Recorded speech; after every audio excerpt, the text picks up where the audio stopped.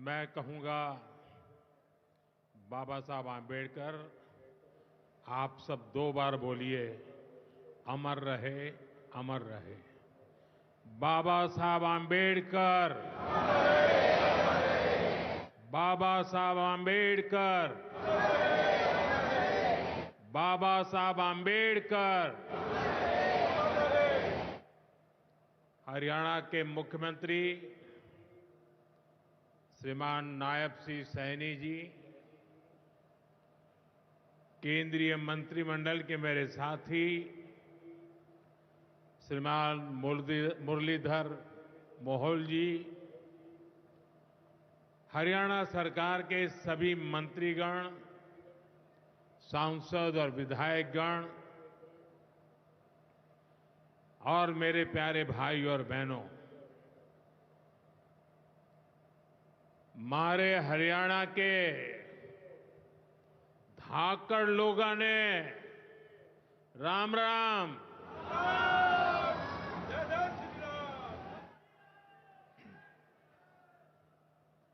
ठाडे जवान, ठाडे खिलाड़ी और ठाडा भाईचारा, यो से हरियाणा की पहचान।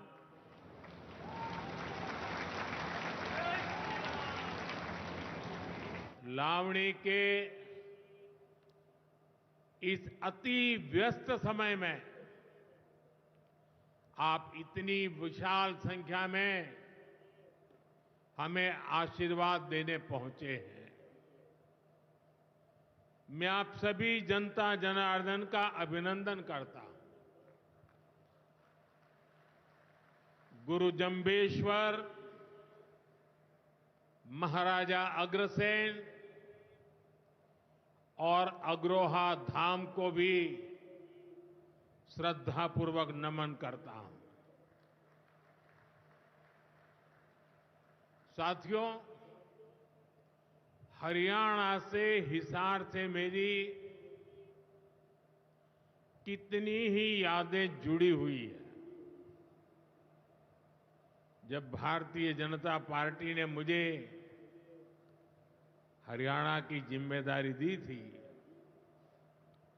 तो यहां अनेक साथियों के साथ मैंने लंबे समय तक मिलकर काम किया था। इन सभी साथियों के परिश्रम ने भारतीय जनता पार्टी की हरियाणा में नींव को मजबूत किया है। और आज मुझे ये देखकर गर्व होता है कि भाजपा विकसित हरियाणा, विकसित भारत के लक्ष्य को लेकर पूरी गंभीरता से काम कर रहा है। साथियों, आज का दिन हम सभी के लिए, पूरे देश के लिए और खास करके दलित, पीड़ित, वंचित, शोषित, उन सब के लिए बहुत महत्वपूर्ण दिवस है। उनके जीवन में तो दूसरी दिवाली होती है। आज संविधान निर्माता बाबा साहब आंबेडकर की जयंती है। उनका जीवन, उनका संघर्ष, उनका जीवन संदेश हमारी सरकार की 11 साल की यात्रा का प्रेरणा स्तंभ बना है। हर दिन, हर फैसला, हर नीति बाबा साहब आंबेडकर को समर्पित है।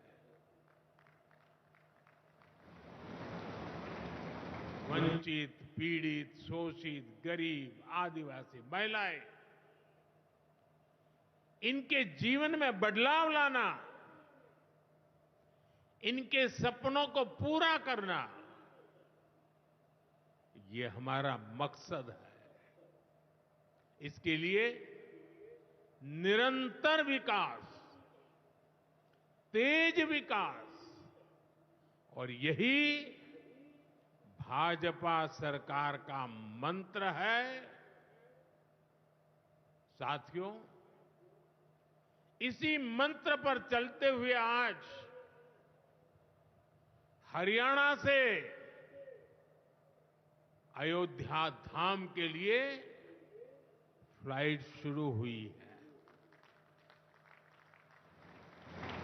यानी अब श्री कृष्ण जी की पावन भूमि हरियाणा प्रभु राम की नगरी से सीधे जुड़ गई है।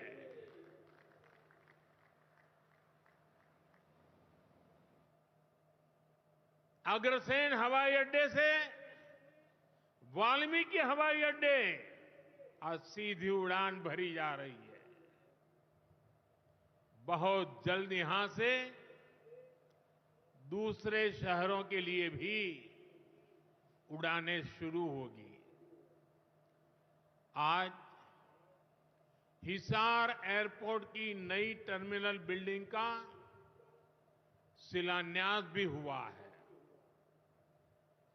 ये शुरुआत हरियाणा की आकांक्षाओं को एक नई ऊंचाई पर पहुंचाने की उड़ान है। मैं हरियाणा के लोगों को इस नई शुरुआत के लिए ढेर सारी बधाई देता हूं। साथियों, मेरा आपसे वादा रहा है, हवाई चप्पल पहनने वाला भी हवाई जहाज में उड़ेगा।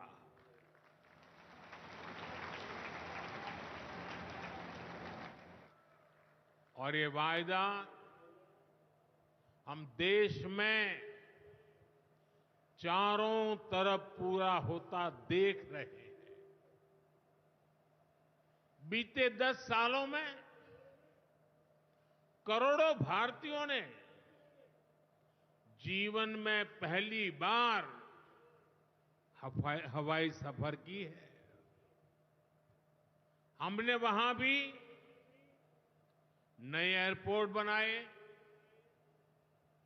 जहां कभी अच्छे रेलवे स्टेशन तक नहीं थे। 2014 से पहले देश में 74 एयरपोर्ट थे। सोचिए, 70 साल में 74। आज देश में एयरपोर्ट की संख्या 150 के पार हो गई है।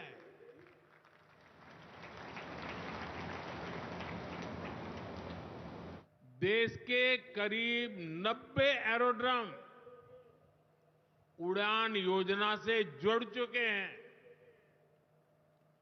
600 से अधिक रूट पर उड़ान योजना के तहत हवाई सेवा चल रही है। इनमें बहुत कम पैसों में लोग हवाई यात्रा कर रहे हैं।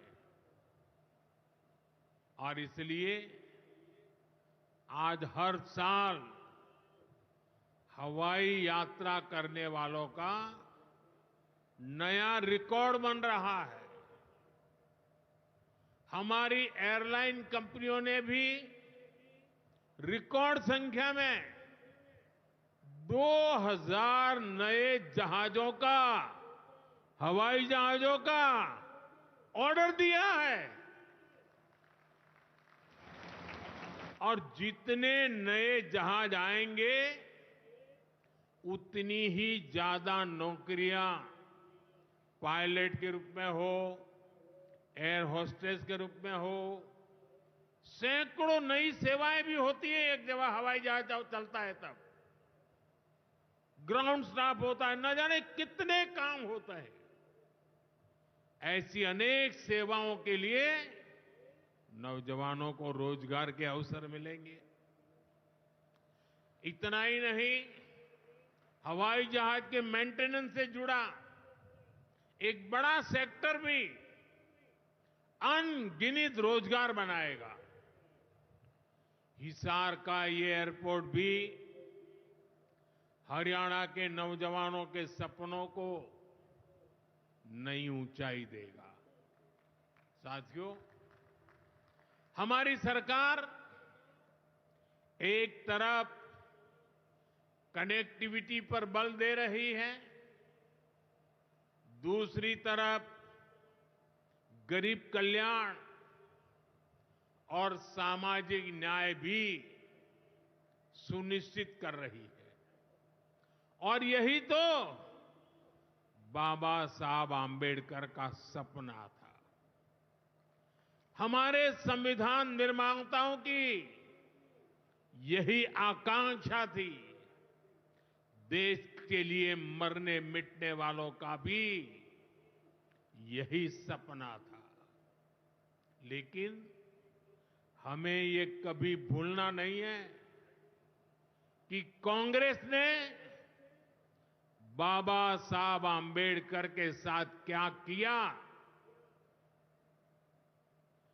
जब तक बाबा साहब जीवित थे, कांग्रेस ने उन्हें अपमानित किया। दो बार उन्हें चुनाव हरवाया। कांग्रेस की पूरी सरकार उनको उखाड़ फेंकने में लगी थी। उनको सिस्टम से बाहर रखने की साजिश की गई। जब बाबा साहब हमारे बीच नहीं रहे तो कांग्रेस ने उनकी याद तक मिटाने की कोशिश की। कांग्रेस ने बाबा साहब के विचारों को भी हमेशा के लिए खत्म कर देना चाहा। डॉक्टर अंबेडकर संविधान के संरक्षक थे। कांग्रेस संविधान की भक्षक बन गई है।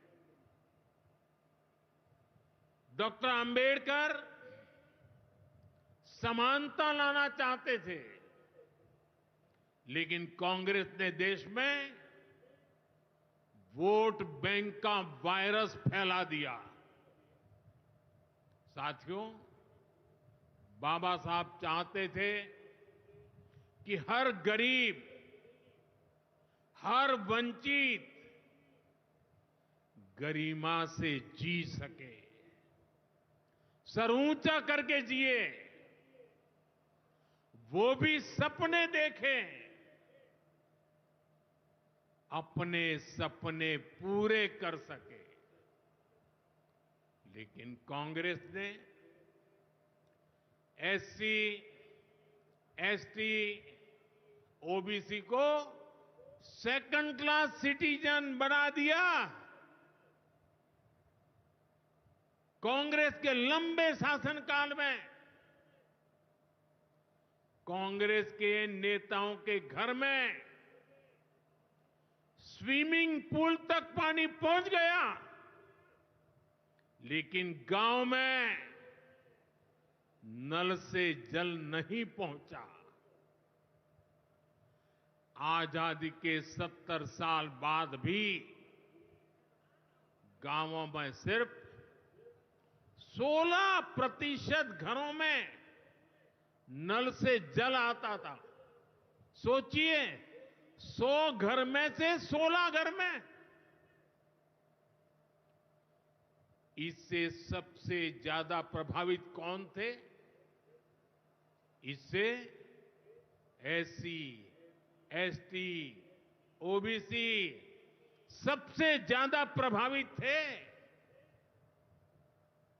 अरे उनकी इतनी ही चिंता थी आज जो गली गली में जाके भाषण झाड़ रहे हैं, अरे कम से कम मेरे एससी, एसटी, ओबीसी भाइयों के घर तक अरे पानी तो पहुंचा देते।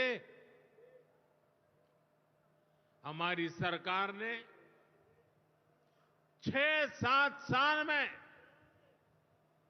12 करोड़ से ज्यादा ग्रामीण घरों में नल कनेक्शन दिए हैं। आज गांव के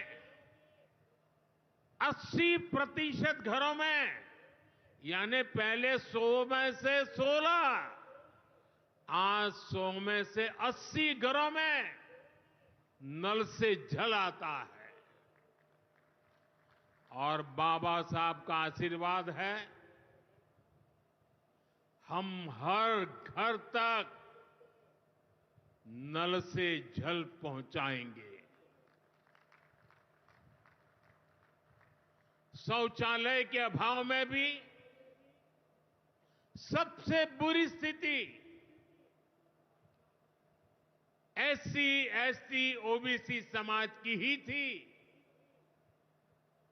हमारी सरकार ने 11 करोड़ से ज्यादा शौचालय बनवाकर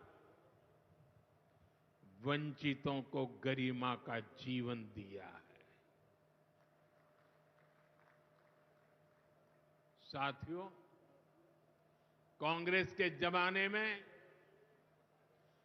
एससी, एसटी, ओबीसी के लिए बैंक का दरवाजा तक नहीं खुलता था।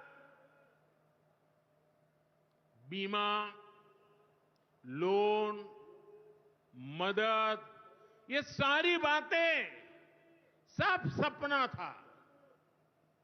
लेकिन अब जनधन खातों के सबसे बड़े लाभार्थी मेरे एससी, एसटी, ओबीसी के भाई बहन हैं। हमारे एससी, एसटी, ओबीसी भाई बहन आज गर्व से जेब में से रुपए कार्ड निकाल करके दिखाते हैं। जो अमीरों के जेब में कभी रुपए कार्ड हुआ करते थे, वो रुपए कार्ड आज मेरा गरीब दिखा रहा है। साथियों, कांग्रेस ने हमारे पवित्र संविधान को सत्ता हासिल करने का एक हथियार बना दिया। जब जब कांग्रेस को सत्ता का संकट दिखा, उन्होंने संविधान को कुचल दिया। कांग्रेस ने आपातकाल में संविधान की स्पिरिट को कुचला, ताकि जैसे तैसे सत्ता बनी रहे। संविधान की भावना है कि सबके लिए एक जैसी नागरिक संहिता हो, जिसे मैं कहता हूं सेक्युलर सिविल कोड। लेकिन कांग्रेस ने इसे कभी लागू नहीं किया। उत्तराखंड में भाजपा सरकार आने के बाद सेक्युलर सिविल कोड, समान नागरिकता संहिता, ये लागू हुई। डंकी की चोट पर लागू हुई। और देश का दुर्भाग्य देखिए, संविधान को जेब में लेकर के बैठे हुए लोग, संविधान पर बैठ गए हुए लोग, ये कांग्रेस के लोग उसका भी विरोध कर रहे हैं। साथियों, हमारे संविधान ने एससी, एसटी, ओबीसी के लिए आरक्षण का प्रावधान किया, लेकिन कांग्रेस ने उनको आरक्षण पहुंचा कि नहीं पहुंचा, उनके बच्चों को शिक्षा के लिए सुविधाएं प्रारंभ मिलना शुरू हुआ कि नहीं हुआ? एससी, एसटी, ओबीसी के कोई व्यक्ति अधिकार से वंचित तो नहीं रह गए? उसकी कभी परवाह नहीं की। लेकिन राजनीतिक खेल खेलने के लिए कांग्रेस ने बाबा साहब आंबेडकर ने जो सपना देखा था, सामाजिक न्याय के लिए संविधान में जो व्यवस्था की थी, उसको भी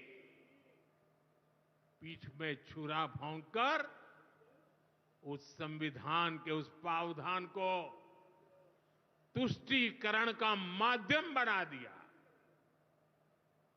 अभी आपने भी समाचारों में सुना होगा, कर्नाटका की कांग्रेस सरकार ने टेंडर में भी अब एससी, एसटी, ओबीसी के अधिकार छीन करके धर्म के आधार पर आरक्षण दे दिया।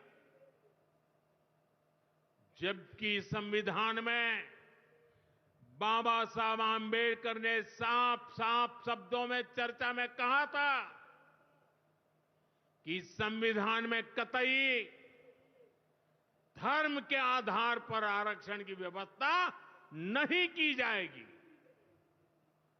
और हमारे संविधान ने धर्म के आधार पर आरक्षण के लिए प्रतिबंध लगाया हुआ है। साथियों, कांग्रेस की तुष्टीकरण की इस नीति का बहुत बड़ा नुकसान मुस्लिम समाज को भी हुआ है। कांग्रेस ने सिर्फ कुछ कट्टरपंथियों को ही खुश किया है, बाकी समाज बेहाल रहा, अशिक्षित रहा, गरीब रहा। कांग्रेस की इस कुनीति का सबसे बड़ा प्रमाण वक्फ कानून है। देश आजाद होने के बाद 2013 तक वक्फ का कानून चलता था, लेकिन चुनाव जीतने के लिए,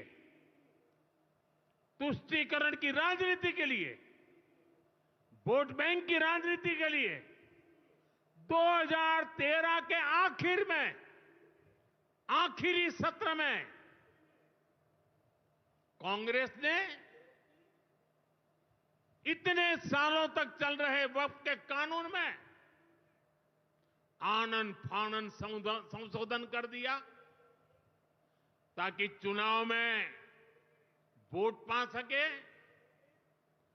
वोट बैंक को खुश करने के लिए इस कानून को ऐसा बना दिया कि बाबा साहब आंबेडकर के संविधान की ऐसी की तैसी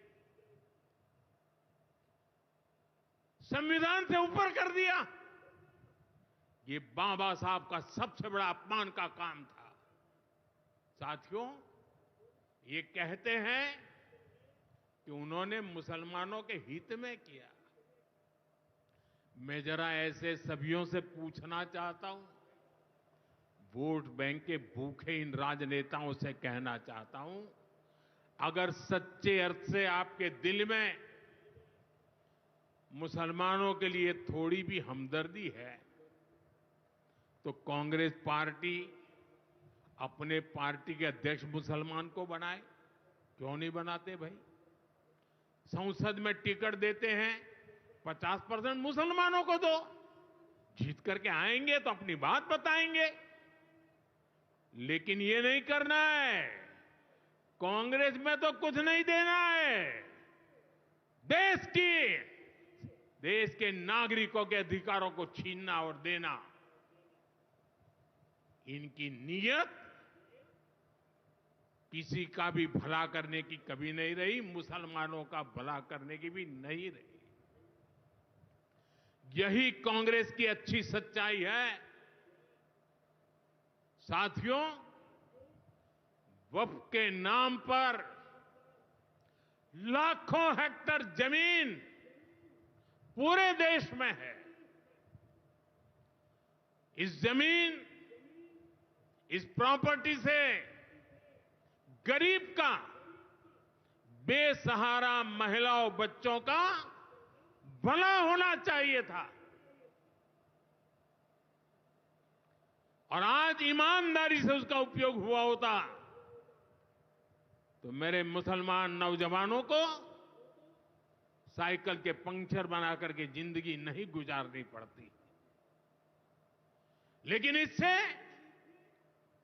मुट्ठी भर भू माफिया का कोई भला हुआ। पसमानदा मुस्लिम इस समाज को कोई फायदा नहीं हुआ। और ये भूमाफिया किसकी जमीन लूट रहे थे? ये दलित की जमीन लूट रहे थे, पिछड़ों की जमीन लूट रहे थे, आदिवासी की जमीन लूट रहे थे, विधवा महिलाओं की संपत्ति लूट रहे थे। सैकड़ों विधवा मुस्लिम महिलाओं ने भारत सरकार को चिट्ठी लिखी, तब जाके कानून की चर्चा आई है। वक्फ कानून में बदलाव के बाद अब ये गरीबों से जो लूटा जा रहा है वो बंद होने वाला है।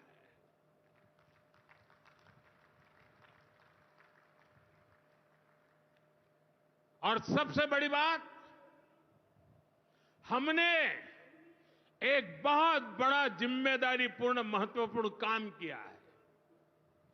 हमने इस वक्फ कानून में एक और प्रावधान किया है। अब नए कानून के तहत, वक्फ के कानून के तहत किसी भी आदिवासी की जमीन को हिंदुस्तान के किसी भी कोने में आदिवासी की जमीन को, उसके घर को, उसकी संपत्ति को ये वक्फ बोर्ड हाथ भी नहीं लगा पाएगा। ये आदिवासी के हितों की रक्षा करने का, संविधान की मर्यादाओं का पालन करने का हमने बहुत बड़ा काम किया है। नए प्रावधानों से वक्फ की भी पवित्र भावना का सम्मान होगा। मुस्लिम समाज के गरीब और पसमानदा परिवारों, मुस्लिम महिलाओं, खास करके मुस्लिम विधवाओं को, मुस्लिम बच्चों को उनका हक भी मिलेगा और भविष्य में उनका हक सुरक्षित रहेगा। और यही तो बाबा साहब आंबेडकर ने संविधान के स्पिरिट में हमें काम दिया हुआ है। यही असल स्पिरिट है, यही असली सामाजिक न्याय है। साथियों, हमारी सरकार ने 2014 के बाद बाबा साहब आंबेडकर की प्रेरणा को आने वाली पीढ़ियों तक पहुंचाने के लिए अनेक महत्वपूर्ण कदम उठाए। बाबा साहब देश और दुनिया में जहां जहां रहे, वे सभी स्थान उपेक्षित थे। जो संविधान के नाम पर अपनी राजनीतिक रोटी सेकने के लिए निकले हैं, उन्होंने बाबा साहब से जुड़े हुए हर स्थान का अपमान किया, इसे इतिहास से मिटाने का प्रयास किया।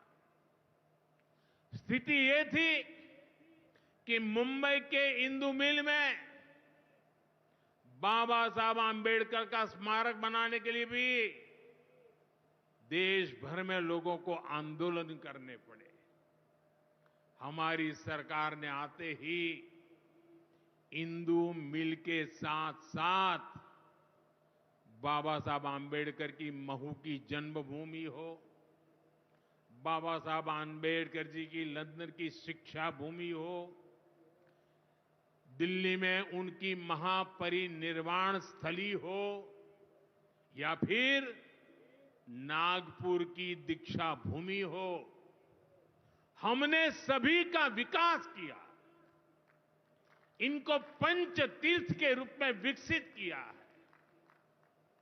मेरा सौभाग्य है कि कुछ दिन पहले ही मुझे दीक्षा भूमि में जाकर, नागपुर जाकर बाबा साहब को नमन करने का अवसर मिला। साथियों, कांग्रेस के लोग सामाजिक न्याय की बड़ी बड़ी बातें करते हैं, लेकिन हमें ये भी याद रखना है कि कांग्रेस ने बाबा साहब आंबेडकर और चौधरी चरण सिंह जी, इन दोनों महान सपूतों को भारत रत्न नहीं दिया था। बाबा साहब आंबेडकर को भारत रत्न तब मिला जब केंद्र में भाजपा के समर्थन वाली सरकार बनी। वहीं हमें गर्व है कि भाजपा की ही सरकार ने चौधरी चरण सिंह जी को भी भारत रत्न दिया है। साथियों, सामाजिक न्याय के, गरीब कल्याण के पथ को हरियाणा की भाजपा सरकार भी निरंतर सशक्त कर रही है।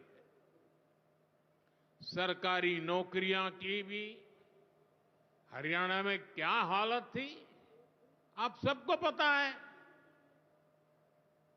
यूं किया करते, जे नौकरी लागणी है तो किसी नेता के गैल हो ले, और न तो रुपया ले आ, बापू की जमीन और मां के तो जेवर भी बिक जाया करते। मुझे खुशी है कि नायब सिंह सैनी जी की सरकार ने कांग्रेस की इस बीमारी का इलाज कर दिया।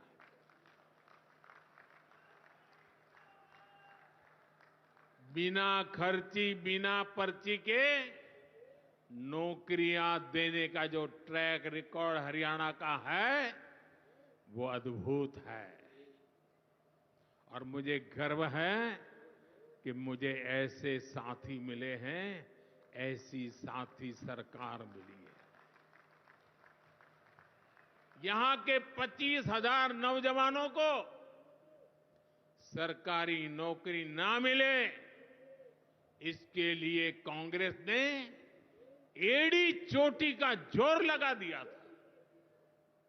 लेकिन इधर मुख्यमंत्री नायब सैनी जी ने शपथ ली, उधर हजारों युवाओं को नियुक्ति पत्र जारी कर दिए गए। यह है भाजपा का, सरकार का सुशासन। और अच्छा ये है कि नायब सिंह सैनी जी की सरकार आने वाले वर्षों में हजारों नई नौकरियों का रोड मैप बना करके चल रही है। साथियों, हरियाणा वो प्रदेश है जहां बहुत बड़ी संख्या में युवा सेना में जाकर देश की सेवा करते हैं।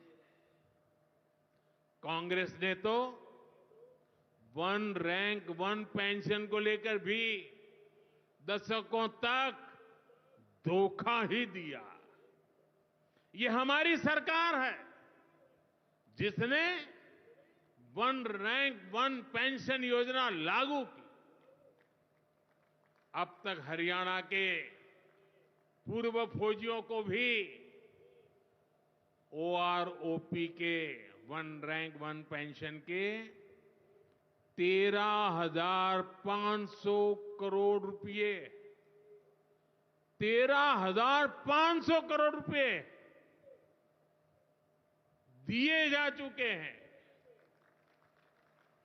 आपको याद होगा, इसी योजना पर झूठ बोलते हुए कांग्रेस सरकार ने पूरे देश के फौजियों के लिए सिर्फ 500 करोड़ रुपए का प्रावधान किया था।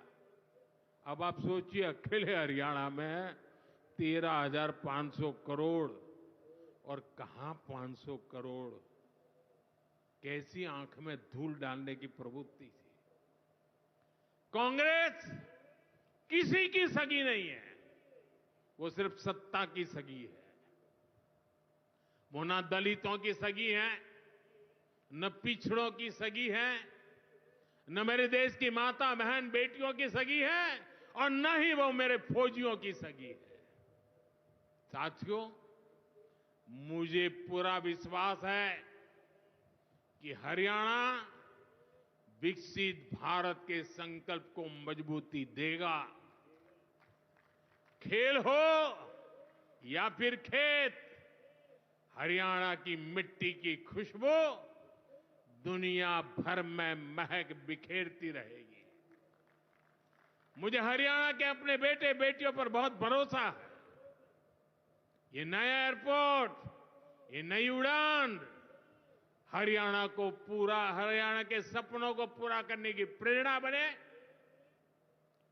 और इतनी विशाल संख्या में आप आशीर्वाद देने आए, ये मेरा सौभाग्य है। मैं आपको सर झुका करके नमन करता हूं, और अनेक सफलताओं के लिए अनेक अनेक शुभकामनाएं देता हूं, बहुत बहुत बधाई देता हूं। मेरे साथ बोलिए, भारत माता की, भारत माता की, भारत माता की। बहुत बहुत धन्यवाद।